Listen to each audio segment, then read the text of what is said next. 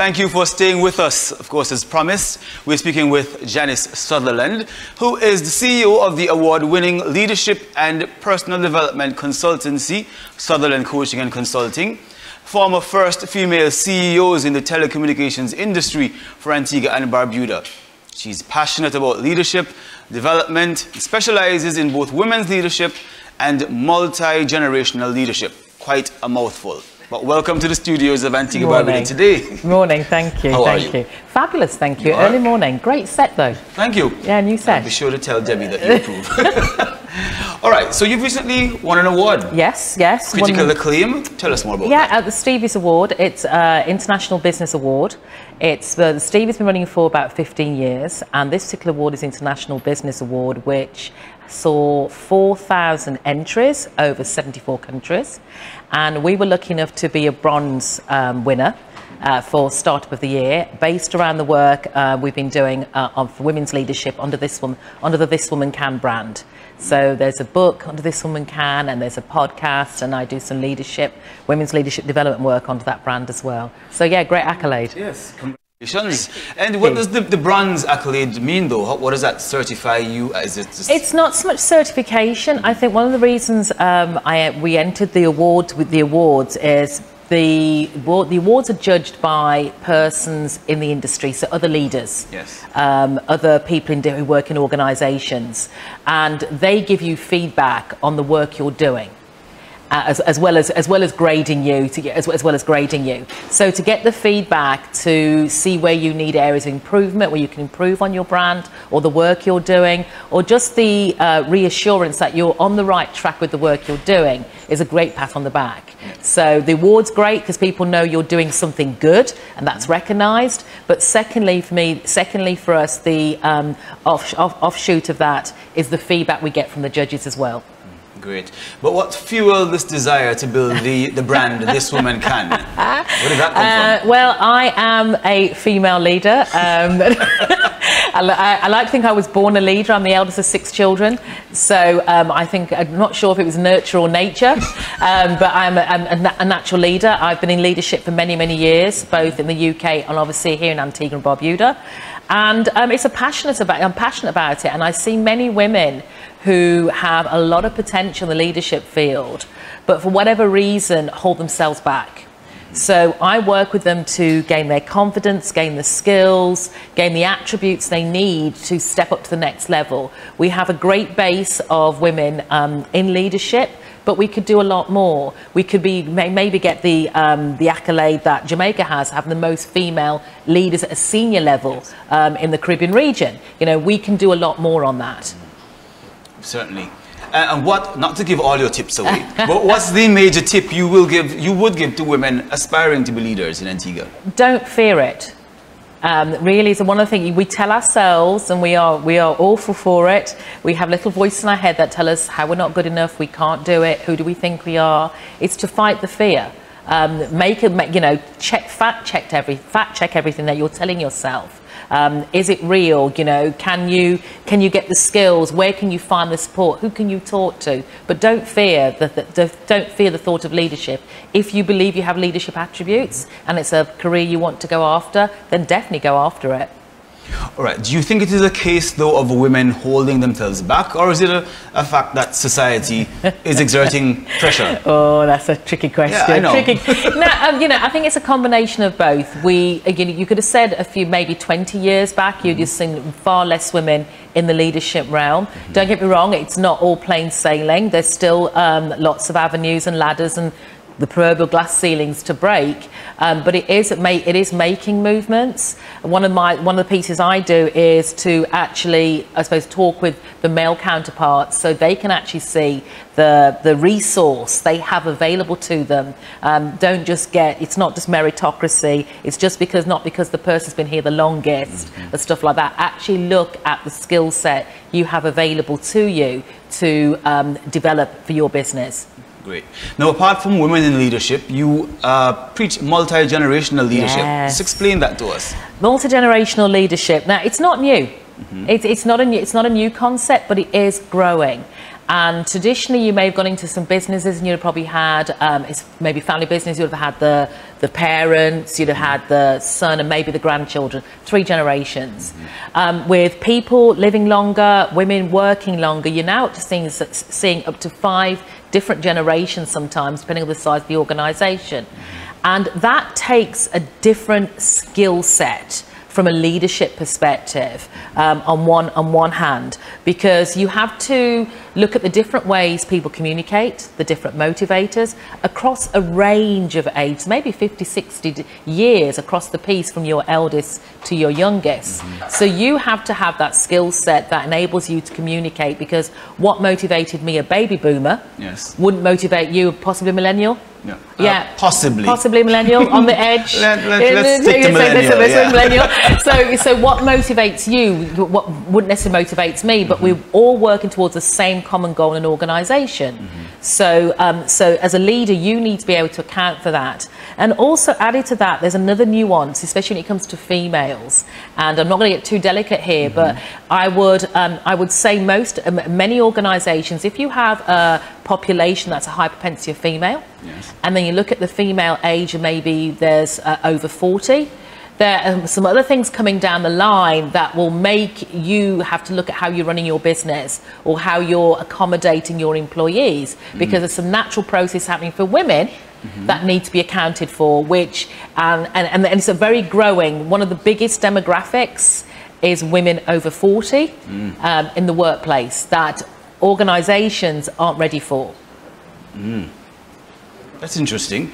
Never would have guessed that the demographic was so pervasive. Yeah, it is. It's definitely growing, and like I said, it's early morning. But just like I said, there's natural changes for women that are happening that actually physically impact them when they get past 40 in the workplace. And if you're a leader that isn't aware of this or haven't accommodated those changes, you can end up losing some of your best workers. You can see a reduction in productivity when you could put some simple remedies in place that will also aid your workers but aid your business.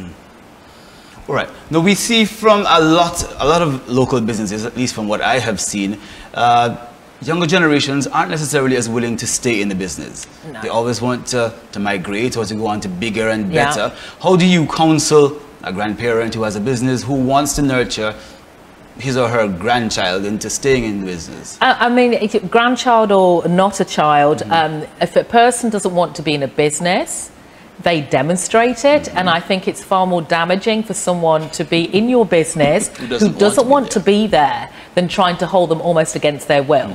So, I mean, all you can do is nurture them, take advantage of the time while they're there, but that generation now it naturally will. I mean, I was never a lifer. What I would call a lifer. I've always worked in different organisations, and that's given me a much broader skill set and a much broader appreciation for industries, different ways of working, different colleagues I've come across. So maybe let them go out into that world, experience those other organisations and bring it back to your business to help you aid your business and develop your business further.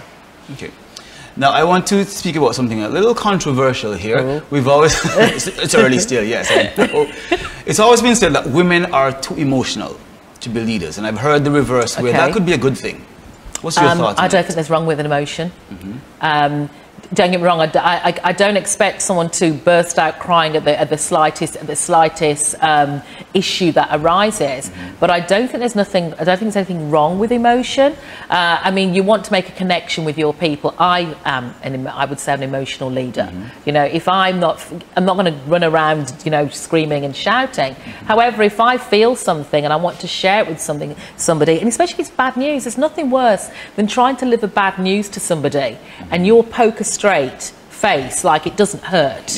You know, there's nothing going on. That person feels even worse, but they're the ones the bad news been delivered to. You know, so I don't think there's anything wrong with emotion. It's just the levels of emotion. And there are things that men can learn as well, at least to be a little more empathetic, definitely more empathetic, get in touch with their feminine side, whatever that is. Not sure what that is. No, but emotion, nothing wrong with emotion. Authenticity, you know, and I think authenticity goes a long way, because you sometimes know that there's a leader out there that has this persona. and that's a better way to, you know, this facade. And it's hard work maintaining that facade. So rather lead with authenticity, people know they stand with you, you can put your energies into actually driving that business than trying to drive this persona you've created for yourself that's just leading you down a road or a path you don't want to go to. Now, recently in the news, we've heard about the Antigua Barbuda Airport Authority having 2 new female leaders at the helm. Would you be able to speak as to how important that is for women in leadership? Incredibly important. I think it demonstrates that women are capable of everything. And I think it sets an example for other women or younger women who think, you know, I've never been into, I can't get into that field, or it's something I've been interested in, but nobody else has been like me is in that role. It's one of the things that stopped me from taking the CEO role here for when I was working in the telecoms industry, because there was the person I saw before me, no one looked like me. They weren't female, they weren't black, you know, and so it was like, well, if that is not me, that's not who I am. But if you see somebody that looks like you can aspire to, you can say that they set an example. It's fantastic time. And what do you say to the men who are now a little concerned that the women are taking over? Get over it. Get over it. You know, so yes, all you men, get over it. You know, time to share. I'm not saying we're taking over, but you've had a good run. You know, so it's time to share. You know, and it's far better to work with people than to work against people. Agreed. I've been in situations and organisations where I've seen men almost self-destruct because they're not happy being managed by a woman. I'm like, put that energy somewhere else to something useful. The woman's doing her job, that's it. Is she treating you fairly? Is she making the right decisions? If you can't, you know, if you can't counteract that, or if it's not a negative, then just get on with the job. Do the job you're paid to do. That's it, simple. I'll be sure to take your advice. Yeah. Now, how can we find your book or your podcast for that matter? Right, my book is online at Amazon. It was also for selling Best of Books. I have the podcast This Woman Can, which is on iTunes, and it's one of the top 20 leadership podcasts listened to, voted this year. It's also number 8, top 8 listened podcast in Antigua right now for careers. So it features great interviews with women, interviews about how they did their career journeys, hints and tips of how to drive your own leadership journey, or just get ahead generally in your career. And men can listen too, they can learn a lot. And how can we find your consultancy? You can find the consultancy online, Sutherland Consulting and Coaching, or JaniceSutherland.com. On Instagram, connect with me on LinkedIn. I am Janice Sutherland, so I'm easy to find. Yeah. Very easy to find. Is there a telephone number though that we can use to get in touch with you? 720-5030. 720-5030. And I'm happy to talk to organisations if they'd like me to do an audit on their leadership or the multi-generational piece. I'm happy to do a free audit on organisations as well to help them strategise the way forward. Excellent. And is your husband as actively involved in the women in leadership aspects of your business? Yes, he is. We are a team. You know, it's 50-50. We're definitely a team. So yeah, he supports me and I support him. Excellent. All right. Well, thank you so much for joining us this morning. Thank you. Of course, we've been speaking with Mrs. Janice Sutherland, award-winning author and business consultant. Yes. All right. With tips about women in leadership and multi-generational leadership. It's over to Steve now for the birthdays.